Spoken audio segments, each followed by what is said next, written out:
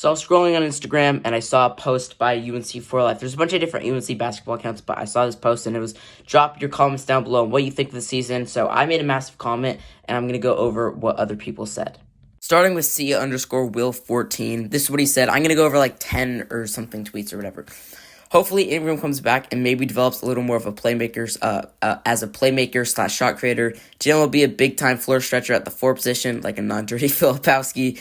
But Hubert needs to find a solid 5 who can bang with the guys down low. Yeah, it's losing what's his name? Armando Bacot, which is massive. If RJ comes back, I don't expect to see Elliott and Seth both stay. I'd rather Seth and Elliott. With Ian Jackson and Drake Powell coming in, there won't be many minutes for all of them. Whoever can develop a reliable jump shot needs to get the minutes. The other will probably transfer.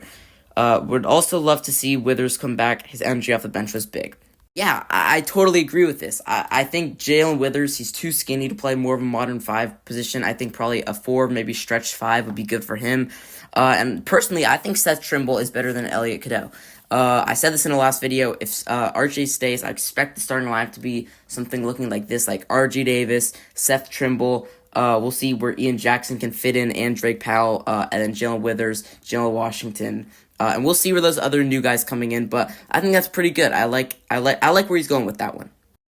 Okay, this is from the same guy. I think it's more about it like a season review. Thus was a championship caliber team. Yeah, I agree. Some nights just have off. Sometimes guys just have off nights, and there's nothing you can do about it. RJ led us all season. His shots weren't just falling last night. Every great player has games like that, even in tournament games.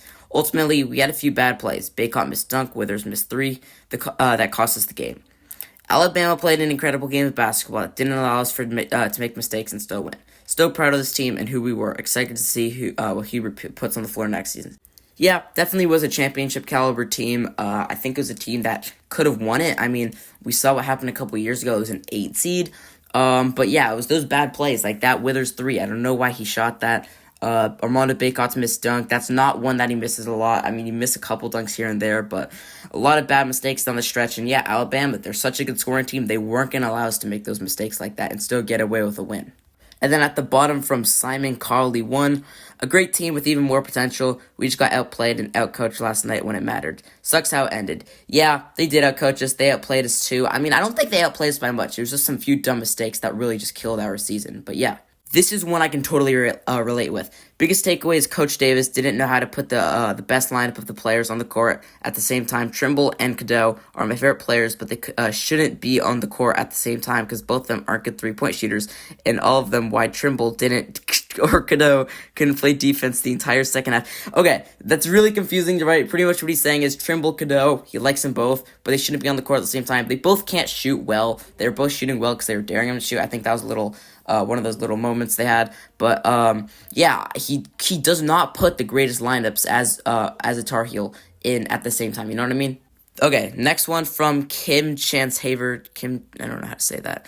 This was definitely a championship caliber team. Yep, again, I agree. In so many ways, then they were capable of winning it all with their talent, sportsmanship, maturity, heart, drive, determination. And most of all, the team chemistry and love for one another. Yeah, I mean, that's pretty much the UNC culture right there. Obviously, the top things, that is pretty much like how UNC plays.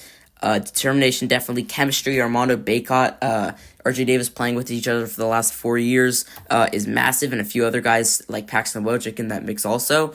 Where was I?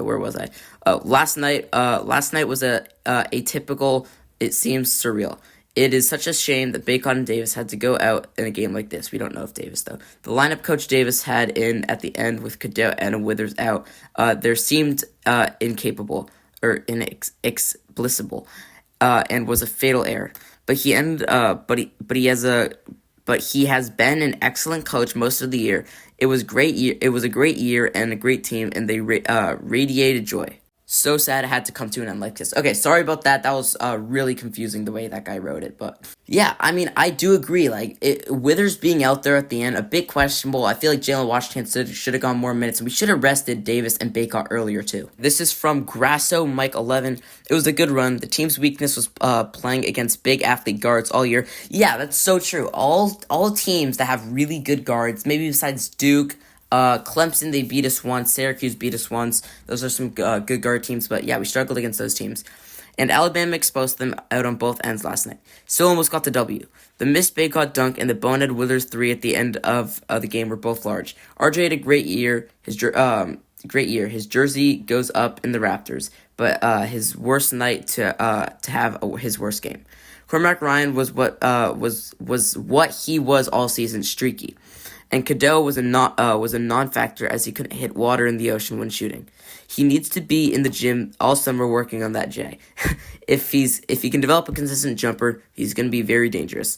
A couple of these wing players coming in next year need to go into the portal for a big man because Washington doesn't cut it. Next season should be interesting.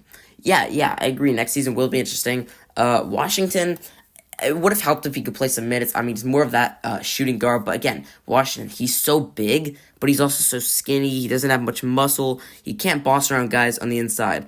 Cormac Ryan, he was a streaky player. And that he doesn't explain that better with Elliot Cadeau. Get in the gym and all summer, 1,000,000 shots a day. Not 1,000,000, but maybe 1,000. Just work on that jump shot, please. This one from Rose0791. Underachieved. We lost to teams we were clearly better than. We have nothing to show for the season. No Final Four, no ACC championship tourney, no nothing.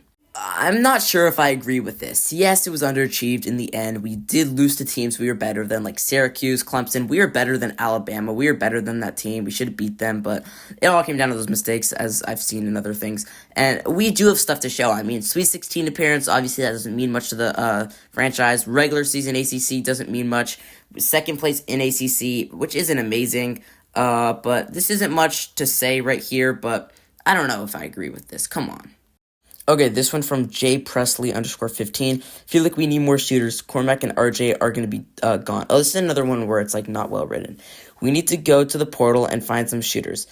I know Ian Jackson going to be solid and Drake, they will help, but Elliott needs to be a knockdown shooter next season. He needs to be able to shoot the ball consistently and run the team. He already is a hell of a passer. We need a 7-foot monster down low.